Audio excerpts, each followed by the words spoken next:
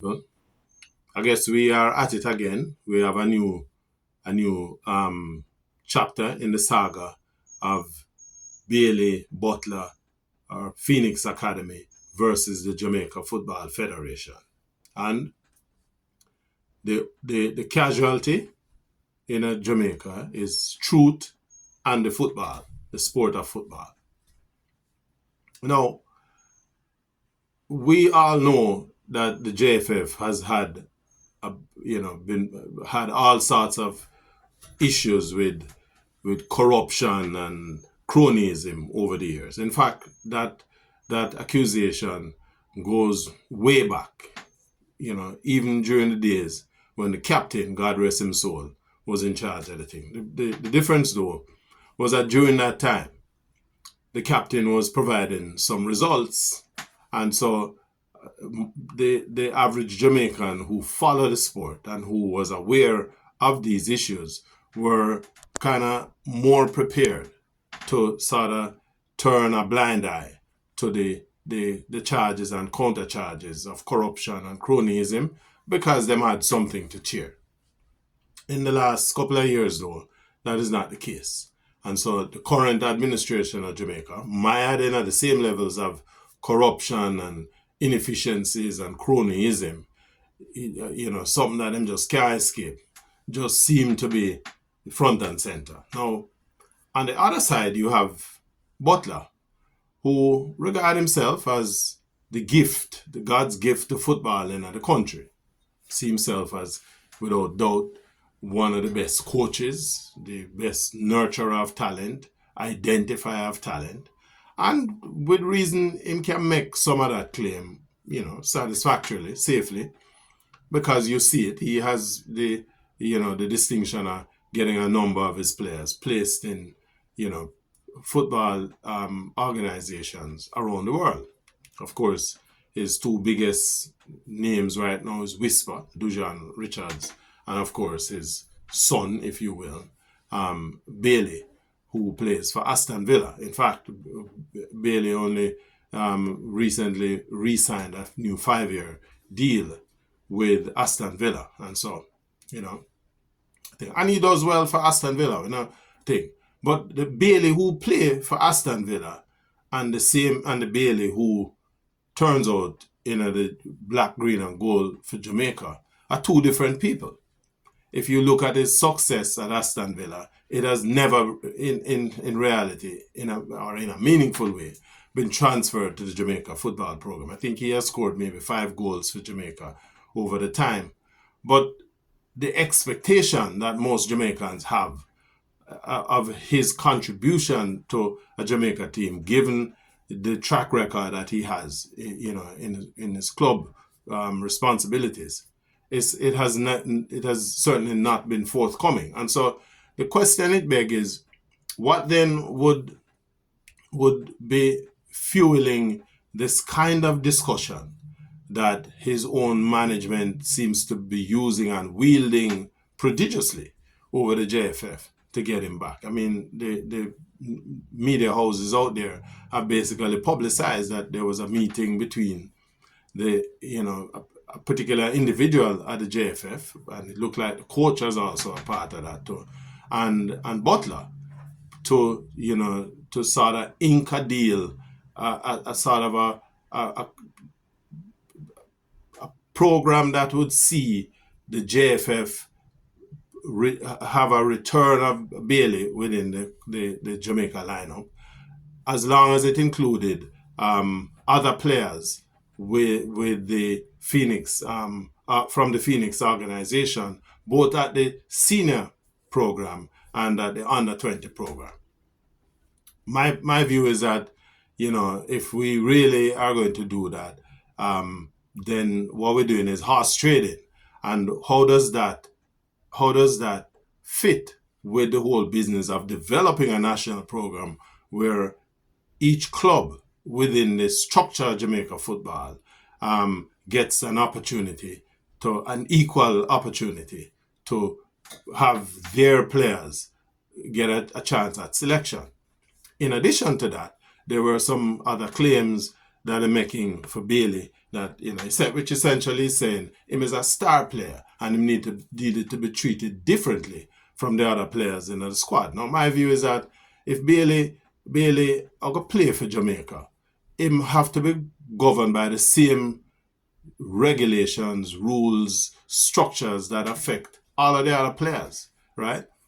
In fact, he's not any more outstanding a player in the national colours than most of the other players anyway. Because you not really see his impact on the field. He believes, and the Phoenix people seem to think of him as a star, but his productivity does not speak to that. You want to measure him against somebody like a Blacker Pearl. In fact, him himself talked about in an interview where he disparages JFF. He talked about that, basically represent himself as a star that people come through the gate for see him. And I want to know which games are those, because whenever he plays, particularly playing at home, the stadium just as empty as if is any ordinary Joe Schmo a play for Jamaica.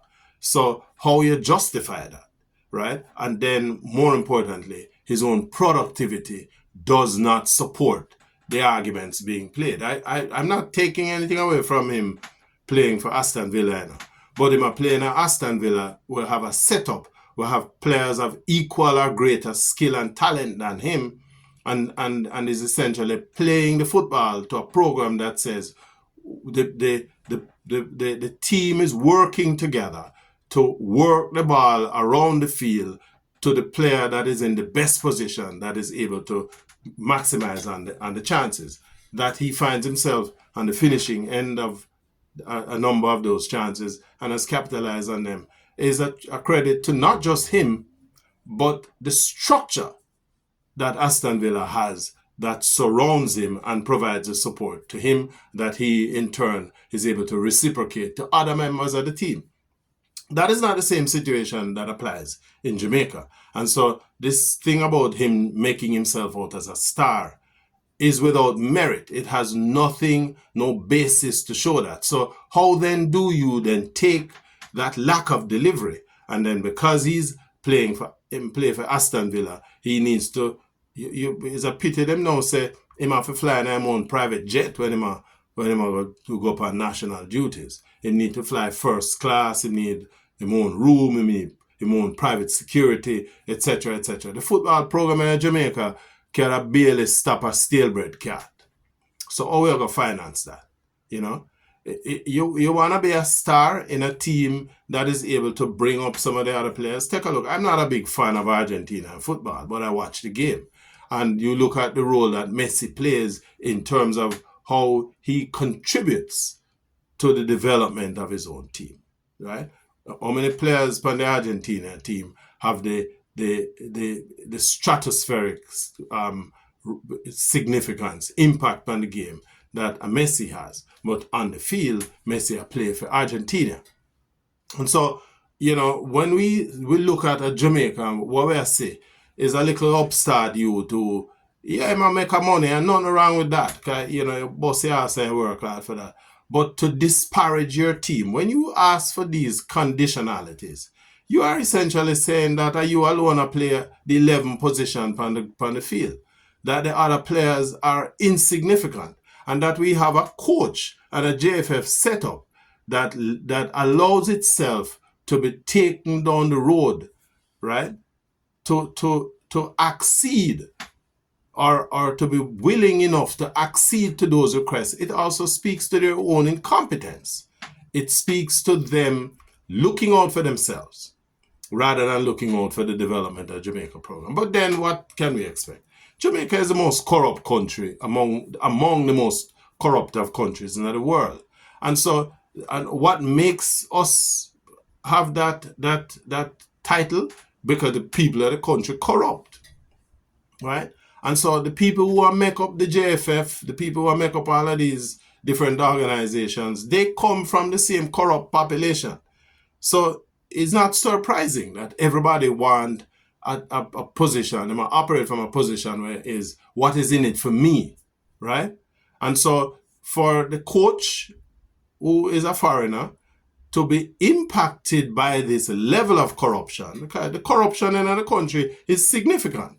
And by extension, what the coach is doing to accede to those requests to name this player in the Jamaica squad, behind all of these clandestine promises made to a single organization to burnish the ego of those associated with those organizations is corrupt behavior. And so Hal Grimmerson has basically allowed himself to be impacted by the corruption no less than the rest of people around him. I'm sorry for him. But, this could only have gone one way. Me personally believe that Bailey is just one player. And no one player can be better than the team of players, right? And Jamaica need to move where him himself say him no need to play for Jamaica. That means him don't have that. There's no commitment on his part for playing for the country. Look at people like Shelley and Fraser Price, who and the work that she has done, not just on the track, but off the track, how she leads by example. She provides herself as an example for young girls and young men to use that example and see themselves not only in terms of what them can get out of the sport, but what they themselves can contribute to the development of their own communities and the country as a whole. I don't think these this guy Bailey have any appreciation for that kind of thinking. It's about him. And him have a right for be who he want to be, But my view is that when you ever put on a black, green, and gold outfit and you say you represent Jamaica, you represent me, and that kind of behavior is not representative of anything that I as a Jamaican want to be associated with. I believe that this whole scenario with the JFF, with Butler and his thing, it is a cry out in the open for leadership within the Jamaican community generally, and specifically within the football. Is Butler as great a coach as he make himself out to be? That your guess is as good as mine. Is he a good coach? There's no question about his ability, not questioning that. What is clear to me though is that his approaches are driven by his own self-centeredness, and it is not about building a nation or an organization that the country can feel proud about, right? It is this whole scenario is a cry out there, out in the open, out in the dark, that this is a country that desperately needs leadership. The football needs leadership. How we're gonna fix it, I don't know, right? But what is clear to me is that the whole thing speaks to a lack of leadership. And if you don't have that leadership, you can't get the commitment from the players at the lower level to be able to rally behind a single objective, right? An objective that benefits not just the members of the team, but the entire Jamaica. Think about that and give me your feedback. Tell me what you think. Tell me I'm not big football fan. I'm watching the football from 1969. But what I'm seeing here, it says that between then and now, we have receded. The game may have more money in it and there are more opportunities in it.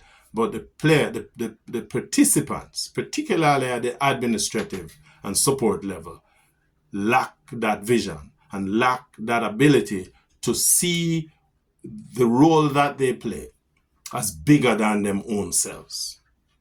Tell me what you think. Click the link and the bell and sign up for more of my own commentary. I don't do this often enough, but I think you're gonna see a little bit more of me going forward, right?